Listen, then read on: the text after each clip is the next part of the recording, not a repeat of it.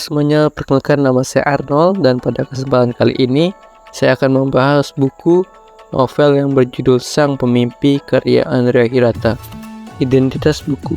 Sang Pemimpi atau The Dreamer adalah novel kedua dalam tetralogi Laskar Pelangi karya Andrea Hirata yang diterbitkan oleh Bentang Pustaka di Yogyakarta pada Juli 2006 dan memiliki 368 halaman. Pendahuluan. Buku Sang Pemimpi adalah sebuah karya sastra yang mengisahkan perjalanan hidup dua sahabat, Ikal dan Arai, di desa Gantong, Melitong.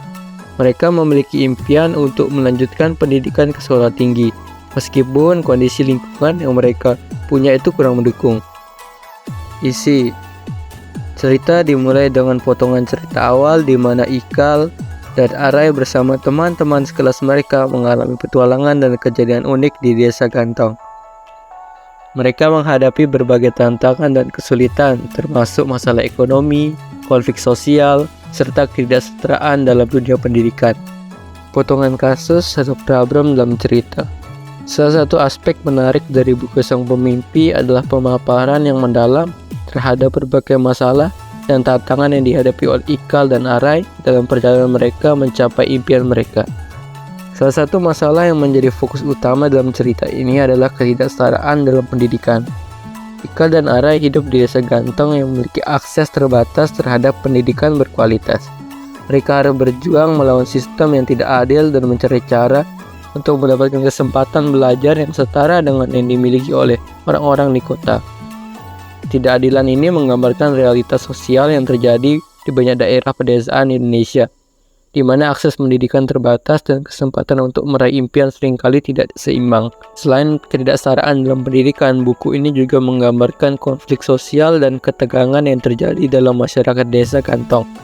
Ketidakadilan dan persaingan yang ada dalam komunitas tersebut menciptakan dinamika yang rumit antara para karakter. Hal ini mencerminkan dinamika sosial yang seringkali muncul di lingkungan dengan sumber daya terbatas dan ketidaksetaraan sosial yang tinggi.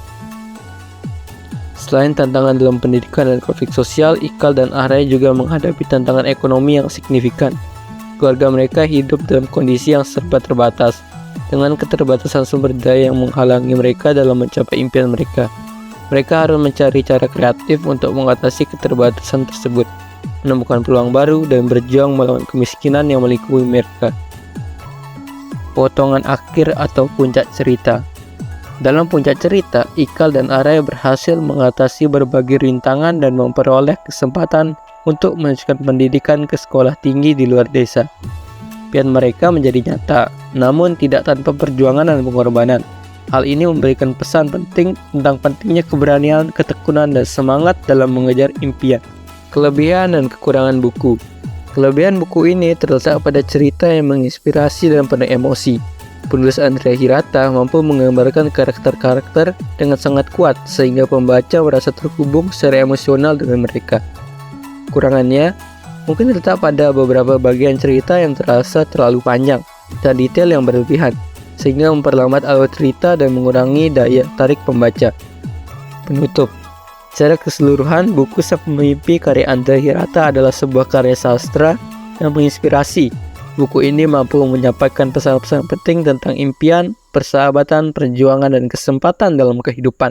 Meskipun buku ini memiliki beberapa kelemahan, tapi nilai positifnya jauh lebih dominan. Ya, mungkin itu saja dari saya. Terima kasih sudah menonton, dan semoga kalian terinspirasi untuk membaca buku Sang Pemimpi tersebut. Sampai jumpa.